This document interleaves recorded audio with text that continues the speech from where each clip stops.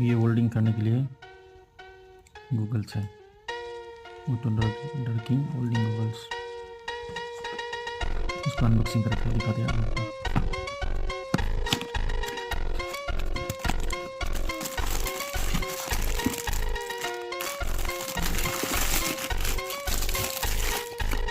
इस तरह दिखता है। ये सोलर ऑपरेट है, सोलर से ऑपरेट करता है।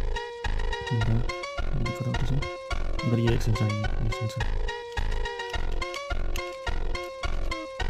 लोडिंग करना बेस्ट है। इसका साथ बोलते क्या। अच्छा, ये एक्स्ट्रा क्लास, 5 एक्स्ट्रा क्लास है।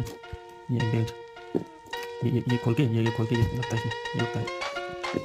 ये कैसे काम कैसे करता है मैं वो भी दिखाऊंगा आप लोग को बाद में, वर्क टाइम में इसको मैं दिखाऊंगा कैसे वर्क करता है। ठीक है।